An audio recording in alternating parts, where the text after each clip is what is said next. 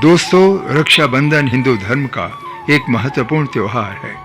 ये भाई बहन के खास प्यार के लिए जाना जाता है। भाई बहन के असीम प्यार और स्नेह का त्योहार रक्षाबंधन इस साल 19 अगस्त सोमवार को मनाया जाएगा। रक्षाबंधन के अलावा भाई दूज का पर्व भी भाई और बहन के प्रेम का प्रतीक है। हिंदू पंचांग के अनुसार हर वर्ष श्रावण मास की पूर्णिमा के दिन रक्षाबंधन का ये अनोखा पर्व मनाया जाता है। इस पवित्र पर्व पर बहनें अपने भाइयों को राखी बांधते हुए उनकी सकुशलता की कामना करती हैं और अपनी रक्षा का वचन मांगती हैं। रक्षाबंधन के पर्व का इतिहास काफी प्राचीन है। रक्षाबंधन के शुरुआत से जुड़ी कई सारी पौराणिक तथा ऐतिहासिक कथाएं प्रचलित हैं। आइए जानते हैं। पौराणिक कथाएं। राजा बलि की रक्षा सूत्र कथा। रक्षाबंधन की उत्पत्ति से जुड़ी ये पौराणिक कथा सबसे प्रसिद्ध कथाओं में से एक है, जिसके अनुसार जब असुरों के राजा बलि ने 100 अश्वमेघ यज्ञ करके स्वर्ग का राज्य छीनने का प्रयत्न किया, तो इंद्र सहित सभी देवताओं ने भगवान विष्णु से प्रार्थना की। तो भगवान विष्णु वामन रूप धारण करके राजा बलि के द्वार पर पहुंचे।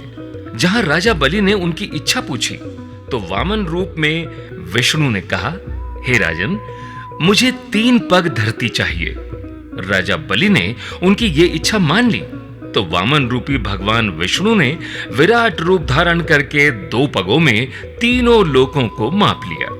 जब भगवान विष्णु ने राजा बलि से तीसरे पग के लिए स्थान पूछा, तो उन्होंने कहा कि हे प्रभु, आप तीसरा पग मेरे मस्तक के ऊपर रख दें।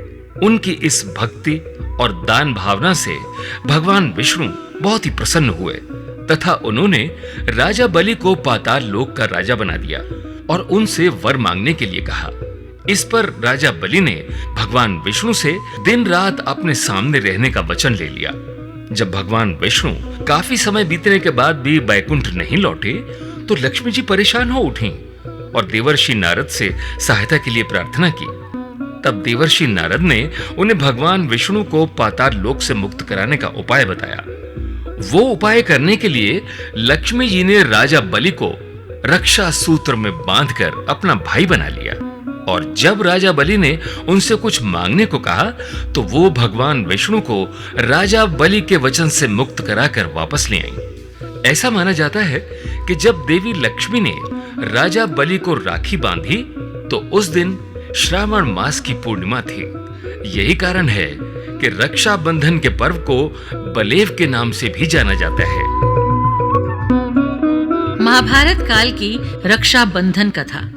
इसका परंपरागत इतिहास महाभारत की किंवदंतियों पर आधारित है।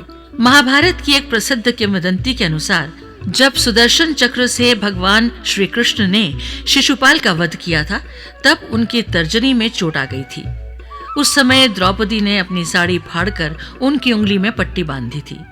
उनके इस कार्य से प्रभावित होकर भगवान श्री कृष्ण ने द्रौपदी को रक्षा का वचन दिया था। कहा जाता है कि जिस दिन ये घटना घटित हुई थी, वो श्रावण पूर्णिमा का ही दिन था। ऐतिहासिक कथा।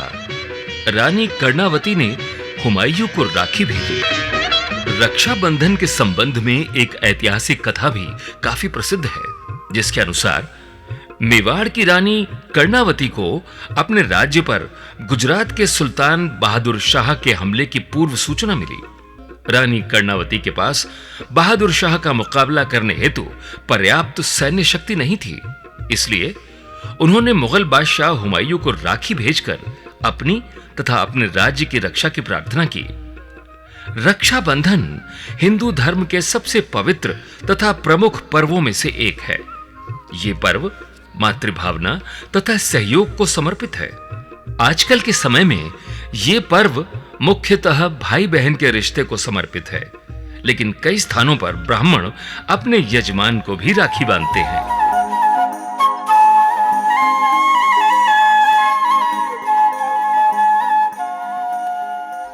रक्षाबंधन का पर्व हमें इस बात का एहसास दिलाता है कि भावनाओं में कितनी शक्ति होती है। रक्षा सूत्र एक बहन द्वारा उसके भाई को बांधी गई भावनाओं में वो शक्ति होती है जो उसे इस बात का एहसास दिलाती है कि विकट परिस्थितियों में भी रक्षा सूत्र रूपी ये धागा उसकी रक्षा करेगा। ठीक उसी प्रकार भाई द्वारा बहन को वचन दिया जाता है कि वो हर विपत्ति में उसकी रक्षा करने का प्रयास करेगा।